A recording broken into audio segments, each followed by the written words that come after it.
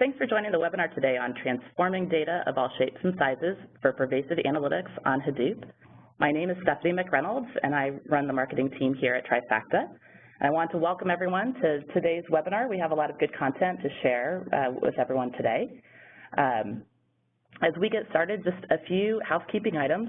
If you do have a question for our presenters as we work through the content this morning, please enter your question in the chat window. We'll be actively monitoring that window, and if there's a good opportunity to stop the presenters, we'll be able to ask your question in context of the presentation. And we'll also make sure that we save to about 10 minutes at the end of the presentation today to answer any questions that may come up. So if we move to the agenda slide, I'd like to cover just quickly the content that you should expect today. We're going to open today's discussion with an introduction to the definition of pervasive analytics and how data discovery works into pervasive analytics. And TJ Lair from Cloudera is going to present that section.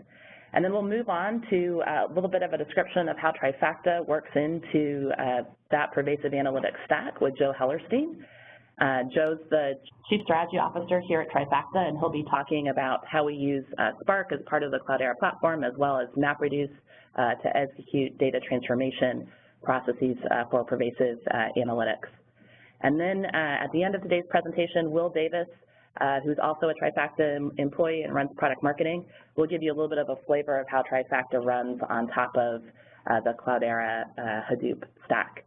And then, as I mentioned, we'll leave about 10 minutes or so for questions at the end, but please do submit your questions in advance through the chat window as we go along, and we'll answer as many of those as we can get to.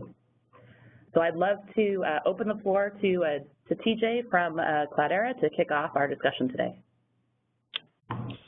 Thank you, Stephanie. I really appreciate the introduction, and I'm really excited to be here today to discuss with everybody kind of what pervasive analytics is and kind of how data discovery actually slots into this bigger strategy of pervasive analytics. So just beginning the discussion, I think it should come as no surprise to anybody that data is probably your most important and valuable asset that you have. But the catch-22 is that although it's the most valuable piece of asset that you might have within your organization, it's only valuable if this data actually helps you achieve your business vision and your strategic business objectives. I think a great example of this in practice is two actually giant information-driven enterprises, Google and Amazon. So we can all imagine kind of Google and Amazon as these massive kind of market cap organizations and companies that center data in the middle of every decision they made. So imagine if Google didn't use their web data to improve their search algorithm, or if Amazon sold their consumer purchasing data to make a quick buck 10 years ago. The question becomes, would they be the same companies they are today just because they collected this information? And most likely not.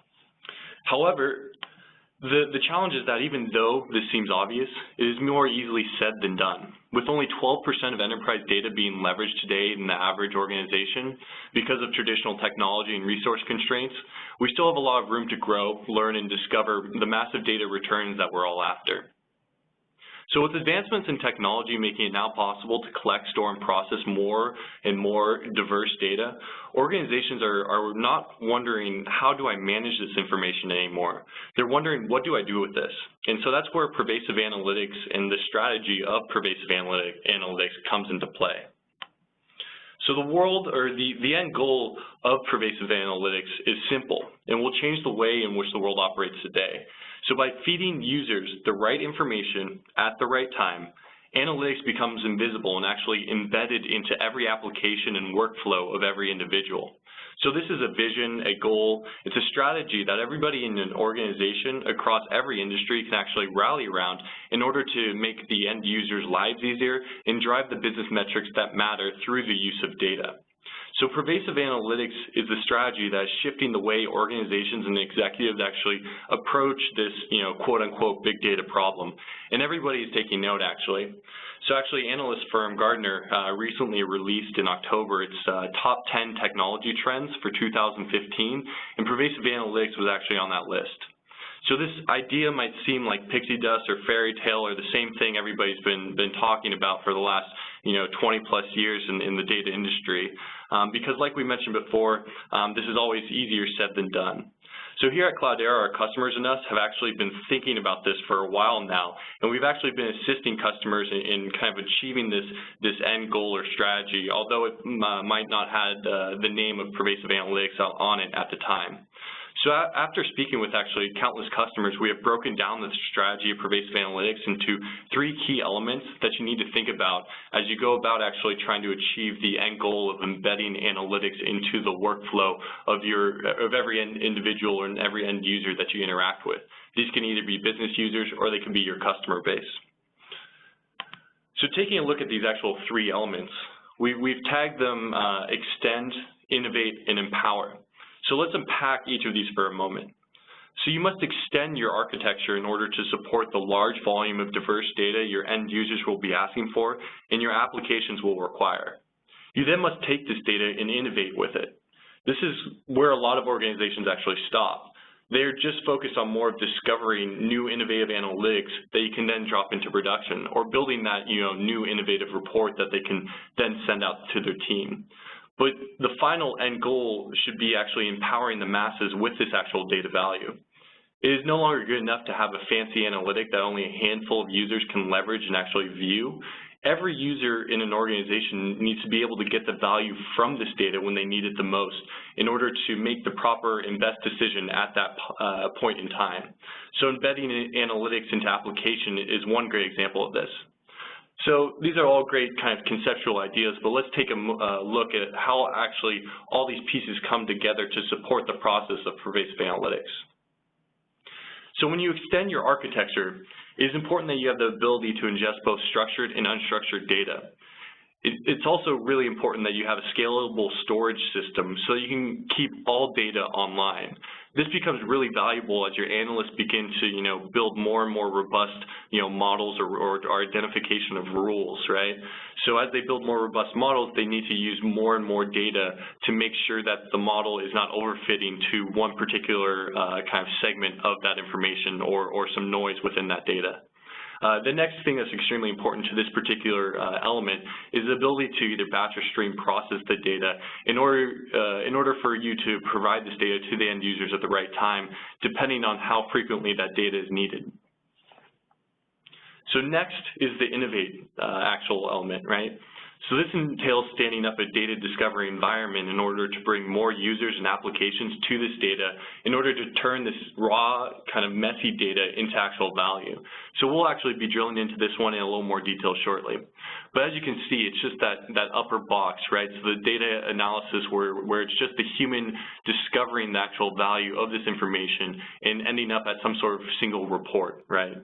So once you've actually developed the analytic, you then must move it into production so that this information empowers the person or even machine that can influence the metric that the analytic is meant to impact. So this could be as simple as you just automating that weekly report so that the marketing analyst has that information on hand when they're trying to determine how do I allocate my resources across this cross-channel marketing campaign in order to hit the end goal or objective that I'm trying to hit. Because let's face it, if the process of collecting, storing, and analyzing this data is pretty much all for nothing, if the person or machine that needs this information the most can't get it when they're making their critical decisions or critical kind of classification of whatever parameter that you're trying to influence. So today with Trifacta, we'll actually be focusing on the human data discovery component, which is kind of a link to the innovate section of this. So in order to level set this conversation, I want to boil down the value of data discovery into 3 key objectives. So like we mentioned before, this is the innovate element of achieving pervasive analytics.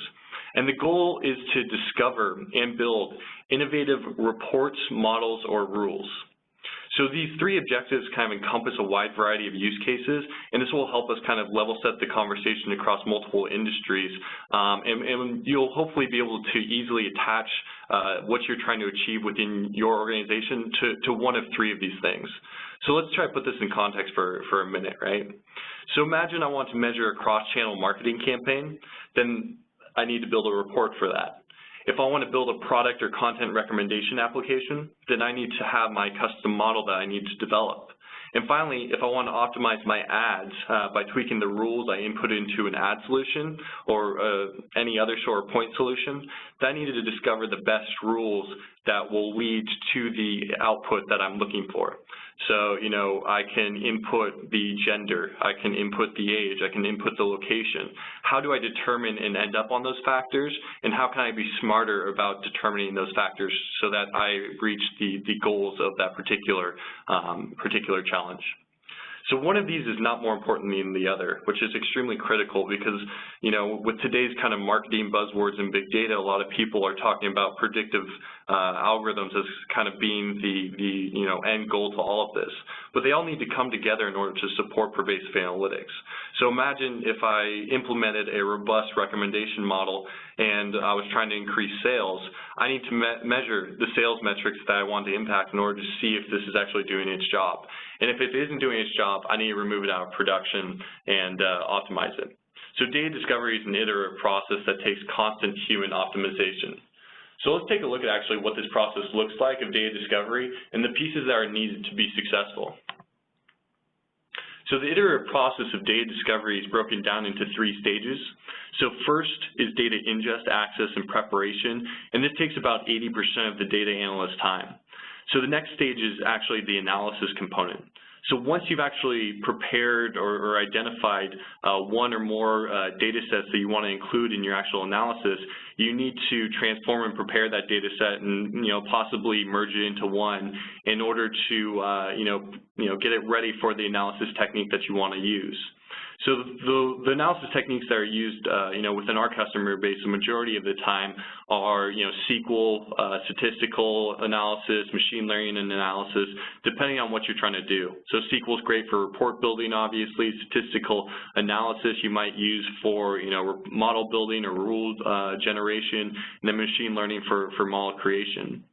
And then finally, once you've actually, you know, discovered the report model or rule that you think is the most optimal to influence the metric that you're trying to impact, you must move this into production so that you can, like we mentioned before, you know, have the masses reach this actual data value. So this entails, you know, you taking this analytic output and either dropping it into some sort of point solution, whether it's a, you know, anti-money laundering solution, fraud detection solution, or you taking that model that you just generated and coding it into your custom solution. So a lot of times we see our customers actually using our platform to develop, you know, custom models or rules that they're then going to input into their actual product suite. So that's something that you should be thinking about. It doesn't all have to be, you know, custom or out-of-the-box solutions. A lot of times people are building custom applications directly on top of our platform. So after it's in production, like I mentioned before, you need to monitor the metric that you're actually trying to impact with the analytics to see if you're actually doing your job and hitting the goals that you're trying to impact.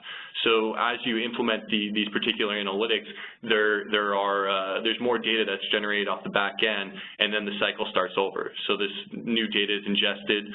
You then need to make sure your analysts can access this enterprise data and see what data sets they have available to include in their analysis, and then they need to transform and prepare this data, which I believe Joe's going to speak to quite heavily with you know, Trifacta's great solution for actually accelerating this process. And then you know, maybe you need to change the analysis technique you use because you're not hitting the objectives you want. So instead of using maybe a linear regression statistical analysis, I might switch to a machine learning, you know, clustering algorithm. So that kind of wraps up what I wanted to do and kind of the points I wanted to highlight around pervasive analytics. At this point, I want to turn it over to Joe to drill into how Trifacta and the use of the different components within Cloudera help achieve kind of this end goal of pervasive analytics. So just give me a moment as I pass it over to Joe. Great. So my name is Joe Hellerstein. I'm the co-founder and chief strategy officer here at Trifacta. Also, as background, I've been a professor of computer science at UC Berkeley since the mid-90s. I bring that up in part because Trifacta grew out of research we were doing in collaboration with Berkeley and Stanford, and Spark, which we'll be talking about today as well, is also a project that grew out of work at Berkeley. So the kinds of things we do at Berkeley, advanced research that we really try to roll out and have an impact on practice. These are 2 examples working together. All right. So one of the things that we've discovered very clearly, and TJ spoke to this in his slides, is that a great deal of the time spent by both data scientists and business data analysts in the analytic lifecycle is actually between the sort of core engine of processing and the actual analytic tools. It's this task of data exploration, data transformation, and data discovery. And this data transformation bubble sort of in the middle forms a 80% sort of inner loop of the work that analysts do every day. And to take the issues here on this slide sort of clockwise, discovering data, cracking data sets open, figuring out what's inside of them and how they can be useful, assessing quality, so trying to figure out really, is this data valuable, is it representing what I need, how might I need to clean it up. Oftentimes shape of the data is very important, so data will come in web formats like JSON, or it'll come in raw log files from Unix. And what we need to do is get it into a form that will work nicely with our analytic tools where the data is all racked up for analysis.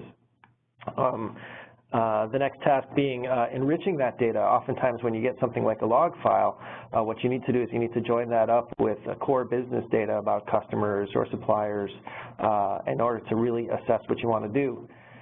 And then finally, all that work, you want to be able to share out within the organization. So you want to reuse other people's work, and you want other folks to get the benefit of your work. And the truth is that all of these stages tend to form tight feedback loops, and we'll be hearing that actually from some of our customer quotes down in the following slides. So this is really an inner loop of analysis.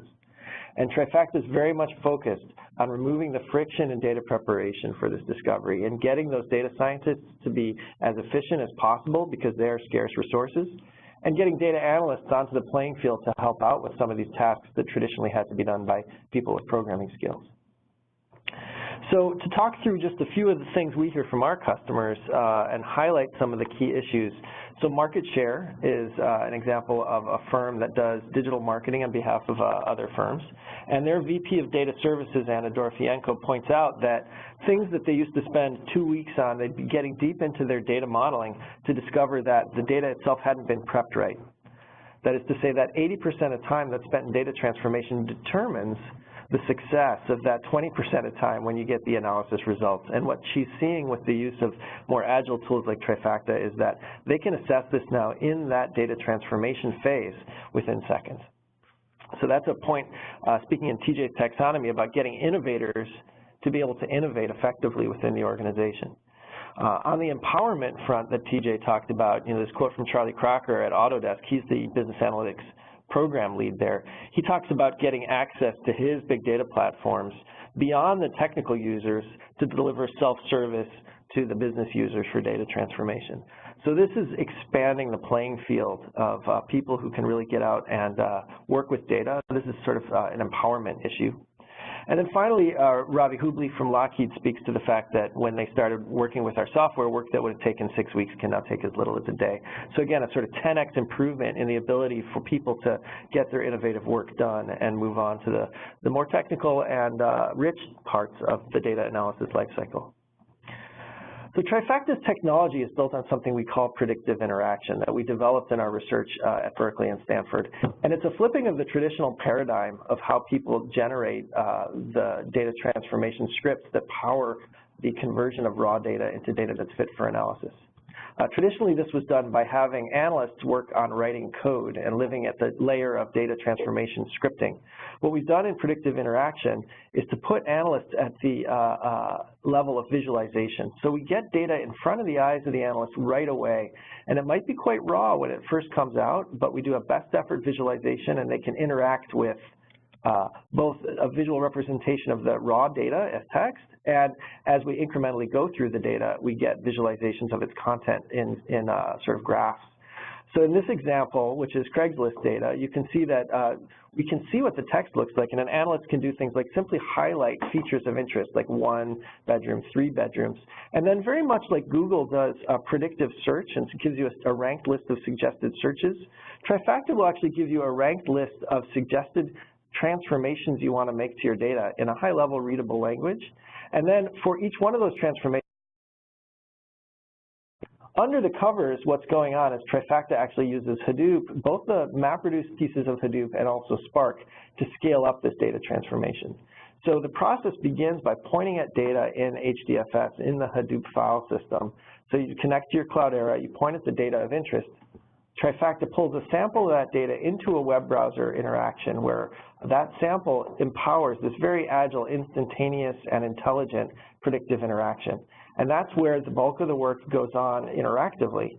But at some point, you want to validate that the work you're doing on the sample is going to make sense on the full data set. And at that time, we can compile the work you've done visually in Trifacta to scripts that can be executed in a platform like Cloudera. And we can compile down to MapReduce scripts in Cloudera for very large jobs, or we can compile down to the Spark technology that's now being supported by Cloudera for interactive jobs that fit in memory. And the memory size of a significant cluster is quite a bit larger than what you get in your web browser. So you have sort of 3 tiers of scale. You have your browser, you have in-memory technologies from Spark, and then you have the massive scaling of MapReduce if you have petabytes of data, as some of our customers do. And so Trifacta will compile your code down to the appropriate technology in the Cloudera stack.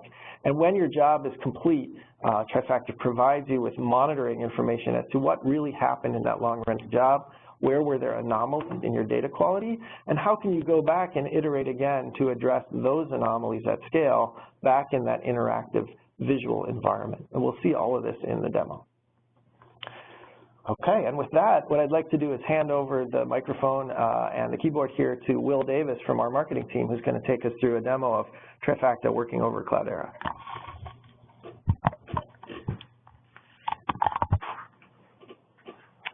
Thanks, Joe. So as Joe mentioned, my name is Will Davis. I work in product marketing here at Trifacta, and I'm going to walk through the use case and also give a quick demo of how one of our large CPG customers is leveraging Trifacta running on Cloudera to improve their ability to understand and make use of the variety of data they want to use in their analysis. So the difficulty as shown on the left side of this slide is that the different data sources that make up their analysis are all generated by different systems or stakeholders, and our customer receives these data sets in an endless number of different formats and structures. And the unpredictable variety of data they're faced with makes it impossible for the customer to set up traditional ETL pipelines to prepare this data for different forms of analysis or data products presented on the right side of the slide, whether that's performing traditional reporting and visualization or more advanced predictive types of analysis. So the customer must perform some exploration and experimentation to determine how each inbound data set must be transformed for the simplicity required by these data products. And for this particular customer's use case, the immense variety of data they're dealing with makes Hadoop and Cloudera specifically an ideal solution for storing and transforming the data for analysis. Hadoop's flexibility in supporting schema on read rather than schema on write allows them to land all this raw data in Cloudera without pre-processing or modeling it, and then using Trifacta they can discover what's in the data to inform how it needs to be transformed for whatever analysis they are performing. And looking at the different data from each step in this customer supply chain, the customer maintains their own inventory and order information in a relational database, and then distributors send them a variety of CSV files containing information on distributor units, product information, and allocation. And then they also receive data from retailers on SKU level inventory, units purchased, point of sale data, and other selling data. And so given this variety and inconsistency of data, they're really unable to gain reliable and timely visibility into each step of this process to perform things like forecasting or simple reporting. So in this demo, I'm going to focus on how Trifacta can dramatically improve this process of moving from the variety of raw data stored in Hadoop to getting to the data into a state that is ready to be used for different analysis. And for the demo, we're going to work through 3 different data sets that have been loaded into our Hadoop cluster, and we're going to use Trifacta to discover what's in those data sets and define how they can be transformed. So some of the data sets we're working with are point of sale data that has information on items sold, at what time, at which location, and for what cost. Product data with more detailed info on specific products we're selling, their warehouse, inventory, and so on. And then a fiscal calendar with detailed information on how dates map to different selling periods and quarters and days of the week. So I'm going to move over to the Trifacta interface here. Everything looks good. So by pulling up the point of sale data, this is where I'm going to start. We're immediately presented with data in this familiar grid interface, allowing the analyst to gain an immediate understanding of the content and shape of the data. And you'll see on the top right, Trifacta identifies signals in the data to recommend a number of transformations out of the box, such as splits on delimiters or identifying header rows that need to be pulled up as metadata. And we do this to give the analyst a better starting point to begin their transformation. And if this wasn't done, the data would look like a huge blob and would be very difficult to begin working with. So we're going to accept these transformations and begin working with our data in this fashion. And by scrolling across each attribute of this data set or column in the data set, I can see that Trifacta's data inference engine has automatically inferred metadata to the specific data type for each attribute of the data. Some of the data types recognized in this point of sale data are, text strings, numbers, date time information, and so on. The user always has the ability to override the suggested or machine-generated type recommendation just by clicking on the existing type and selecting an appropriate one. And below that, you'll see that Trifacta also has a data quality bar that's showing the relative quality of that attribute of the data, whether there are missing or null values, or whether there are inconsistent or mismatching values in that specific attribute. And then below this, we have a visual representation of each column, giving us immediate understanding of the distribution of values for each attribute of the data. So without having to scroll through the entire grid, you're able to see how the values of each of these columns is represented across the entirety of the data set. And these histogram visualizations are type specific, meaning they are driven by each attribute's data type. You'll see here that numbers are represented as ranges, whereas text strings are represented by the different categories that are present in that data. We're also able to highlight these elements to get an understanding of how specific data values are represented across the other attributes of the data. So to begin preparing this point of sale data set for analysis, I'm going to augment the date information in this daily column with that fiscal calendar data I was discussing earlier. And what this is going to allow us to do is to roll up and map things like sales and inventory to the different periods that are required for the analysis we want to do. So things like quarter, week, selling period. These are information that are required for our analysis, and we're going to need to augment the data with that information. So now that I've done that lookup against that fiscal calendar data set, I'm going to move into my products data set that I mentioned in the beginning and begin cleaning that up for some of the analysis we want to perform here. And since this CSV data set was sent from one of our distributor partners, and most likely will contain some markup, such as quotations or question marks that could throw off the analysis if not cleaned up beforehand.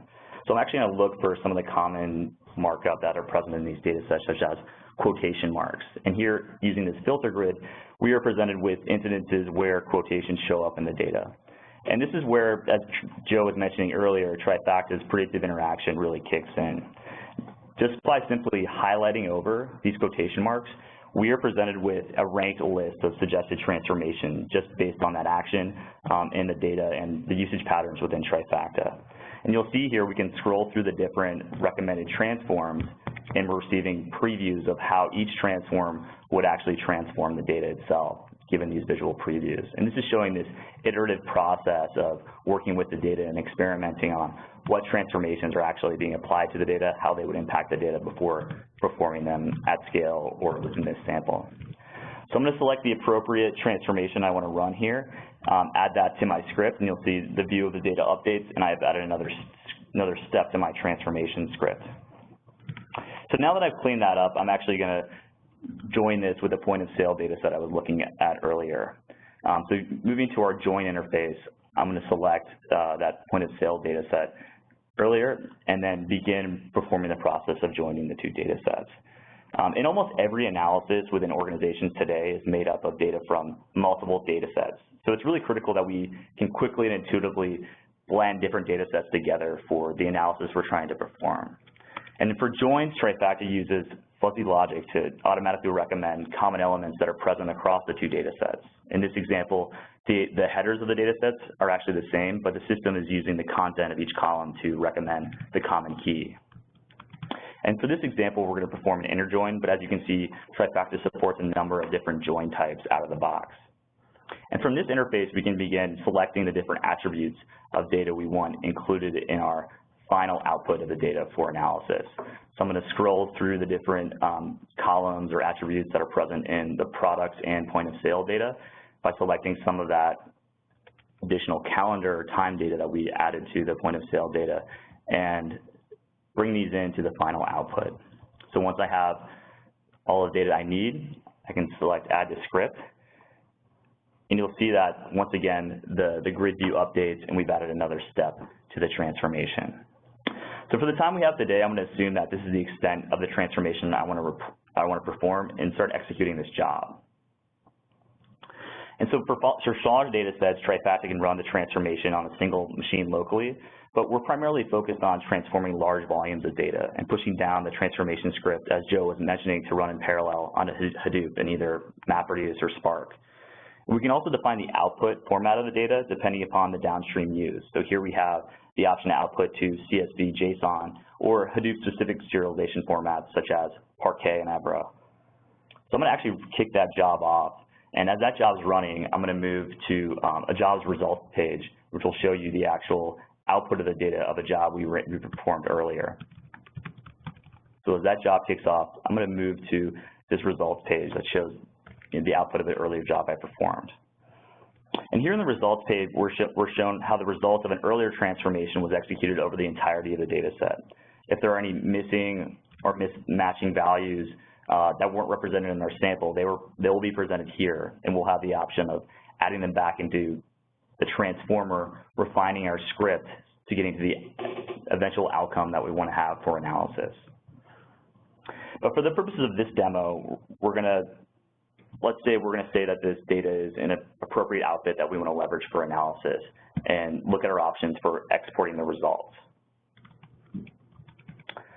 So the idea behind this is we want to export the results to a number of different formats to broaden the usage of this data set across our company. So whether that is outputting the data as a Tableau data extract file for visualization in Tableau, outputting to HDFS or registering table on each catalog for querying through tools like Impala, or simply extracting to a CSV for broader usage.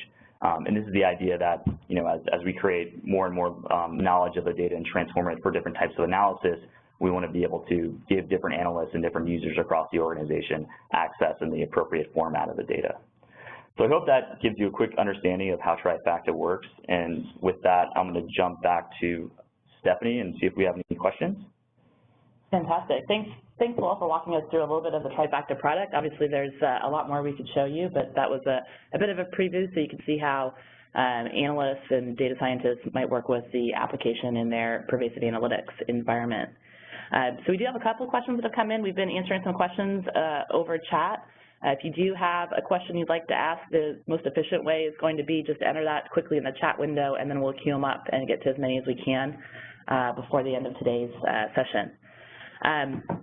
One of the questions that came in, Joe, is probably most appropriate for you, and that is folks are curious about what does a Trifacta physical deployment look like on top of the Cloudera environment, if you can give a little bit of that.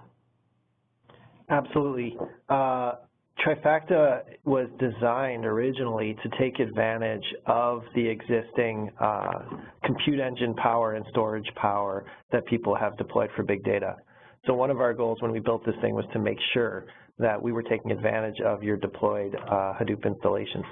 So the way Trifacta works is you deploy a single node of Trifacta at the edge of your Cloudera cluster. When you interact in your web browser, you're connecting to that node of Trifacta. Trifacta then, as you press that button to run the job, or if you schedule work from Trifacta to run on a regular basis, it's translated into code that executes within the Cloudera environment. And we'll optimize whether that code is MapReduce code for very large jobs or Spark code for in-memory jobs. But what happens is that the deployment is one node of Trifacta driving your parallel Cloudera cluster. So there are a couple of follow-up questions. That stirred a lot of activity. So one of the questions is, what facility does Trifacta offer to load the massage data back into the source system? Is this unidirectional or bidirectional, or how does that communication work? Great. So I think we saw quickly in the demo that Will did that Trifacta can generate output in a number of formats. And Trifacta does not do any destructive data transformation to your data. So it's a strictly, read data in, generate new data out. that new data that's generated outbound goes into Hadoop, so it goes into the HDFS file system in one of a number of formats, as you saw. So it can be Parquet as a compressed columnar format. It can be Avro as a serialized sort of nested format. It can be CSV as a sort of universal text format. And all of these things can be registered with the H catalog, the Hive catalog that makes it accessible to tools like Impala or Hive for further processing. So it's really quite comfortably baked into that Hadoop environment. So somewhat related question, but a little higher level, and maybe TJ, if you're available to answer this one. There was a question on how Trifacta might work into Cloudera's vision for pervasive analytics, and are there other partners in that stack, TJ, that Cloudera recommends or that you've seen works well with Trifacta? Absolutely.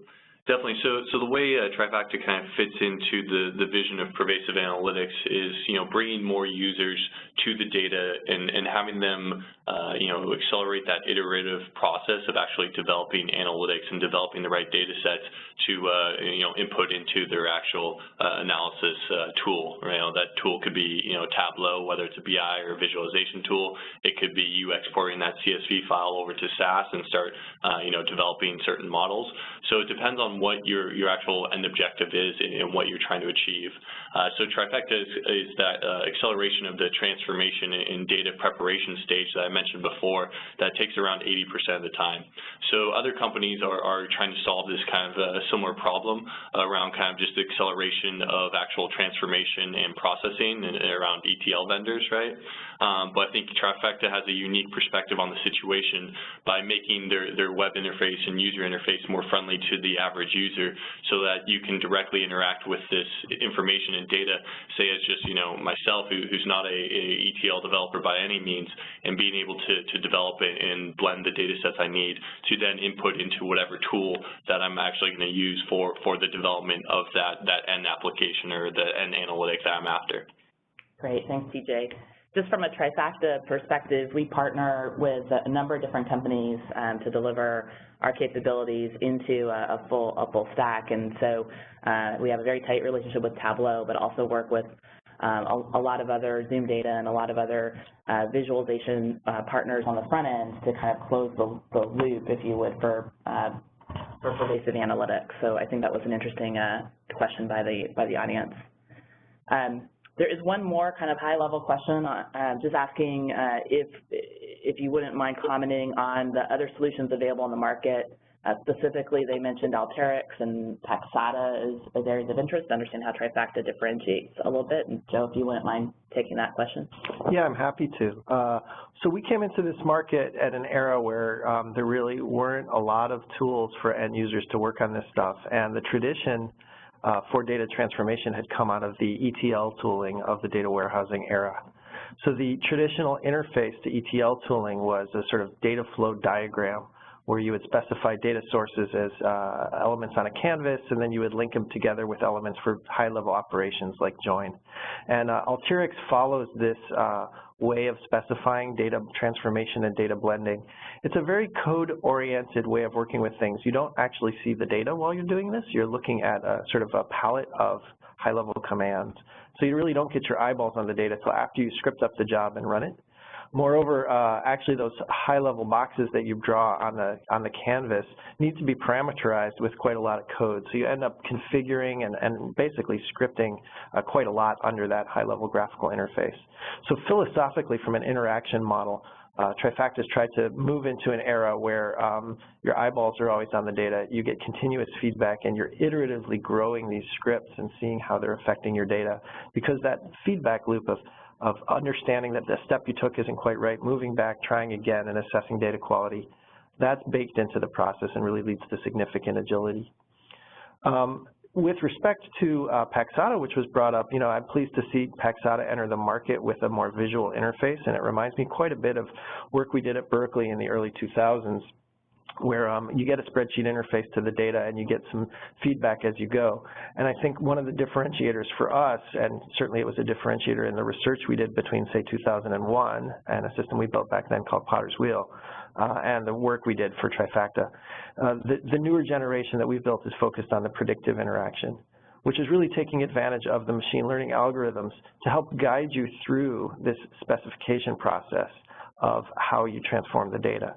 So rather than pulling commands down from menus, which is, after all, really just a form of coding, you say, here's the command I want, here are the parameters to that command in a wizard interface. Trifacta, as you saw in Will's demo, allows you to interact with the data directly and get recommendations from the machine for those specifications. So that burden of actually specifying what you need is lifted from the analyst. That drudgery is assigned to machine learning. The analyst is focused on highlighting the data features of interest and validating that the outputs are correct.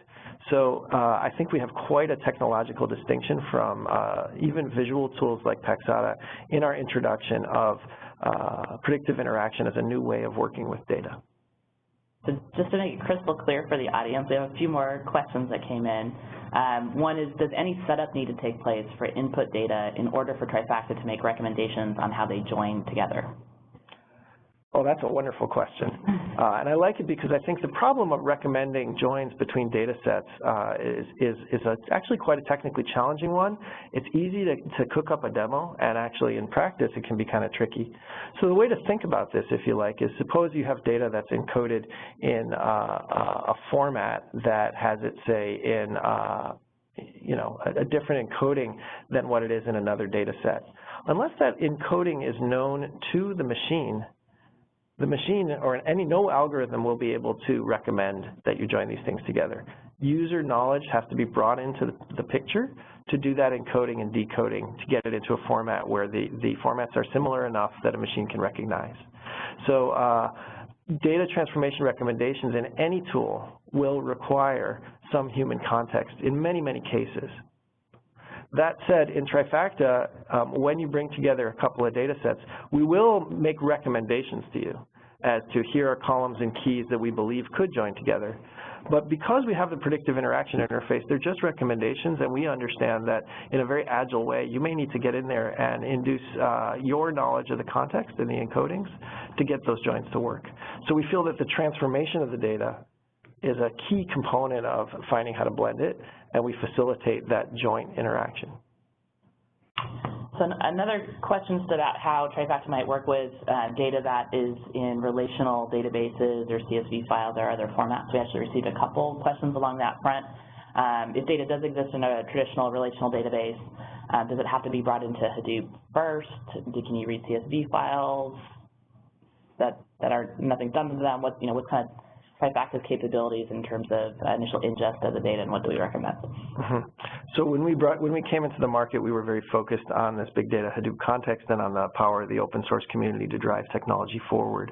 And we're really happy to see the support from Cloudera and others for open source tools like Scoop and Flume that help connect the Hadoop environment to the SQL environment. And we are trying to leverage that open source effort as much as possible. So Trifacta is not in the business of supplanting that open source. Getting data into the Hadoop context is something that we believe the open source community is addressing well, and we interact with the data once it's in the Hadoop environment as it comes from relational databases. With respect to CSV files, we do provide desktop access, so you can open up the Trifacta web browser and go after the CSV files on your desktop, or really any files on your desktop, and ingest them through that web interface. And that's really handy for reference data, relatively small data sets as well. So one more Trifacta question here, and we'll probably be wrapping up in a few minutes. If you have any final questions, get them in. I know a few folks have already had to drop off for other meetings, but we'll stay on for a few more minutes. The question here, again, for you, Joe, is what about very complex transformations that may require looping types of constructs in order to resolve? Does Trifacta support those today? Is that on the roadmap? Okay, that's an interesting question, and it would be best handled, I think, interactively. So loops happen at multiple scales in data transformation. The typical ones happen when you're looping through a set of data or a collection of data.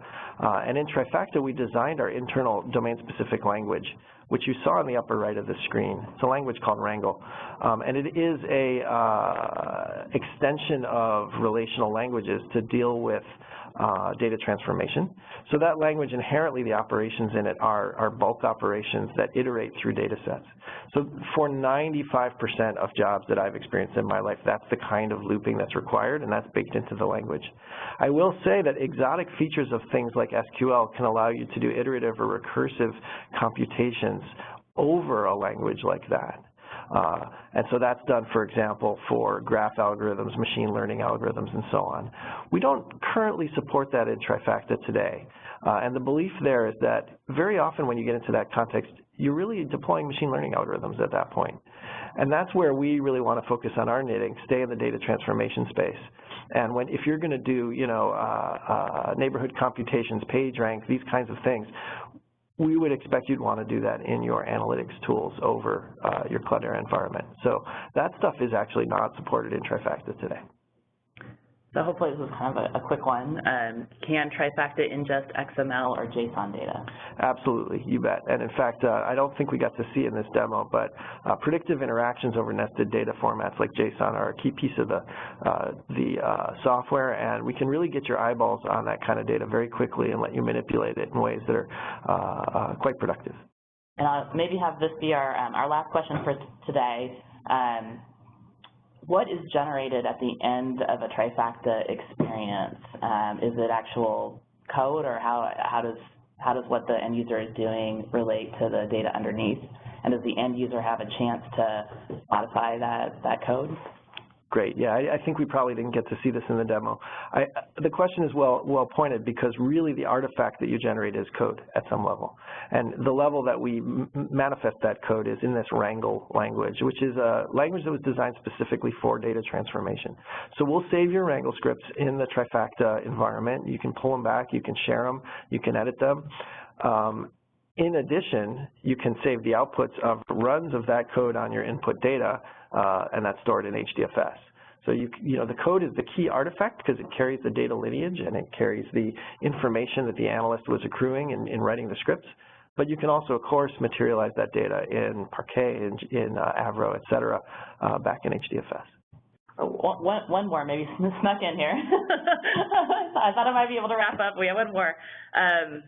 So the question, I'll just read the questions. I've had a chance to quite parse it. How do you make progress with Trifacta on the continued evolution of tools such as Spark and its sub-projects? For example, how to incorporate improvements quickly or replace discontinued functionalities? Oh, very nice. We architected Trifacta very specifically to have this internal representation of the Wrangle domain-specific language. One of the features of having a high-level language that's suited to the domain is that it becomes relatively easy for us at Trifacta to build compilers from that language to different runtimes. So we began by compiling down to the MapReduce stack. We're introducing compilation down to Spark, and our ability to roll out these things is greatly enabled by having a rich and formal representation of a domain-specific language, a DSL, for transformation internally. That DSL is also, by the way, what powers our machine learning algorithms, because they're essentially predicting statements in this high-level language. Much harder to predict statements in a low-level language like those used by Spark or MapReduce. Fantastic. Well, with that, I'm going to wrap up the questions. Thanks so much, TJ, Joe, and Will, for joining us today and providing so much valuable information to the audience. We look forward to following up with folks that are on the phone. If you have additional interest in Trifacta and or Cloudera, there is a landing page that's here up on the screen with a little bit more information if you'd like to see a recorded demo or get access to some of our other white papers or other materials that'll give you a little more background on the product. And we'd also welcome you to raise your hand and let us know if you'd like to have a one-on-one meeting and get a personalized demo for your organization. So thanks for everyone for joining today, and with that, we'll wrap up today's session.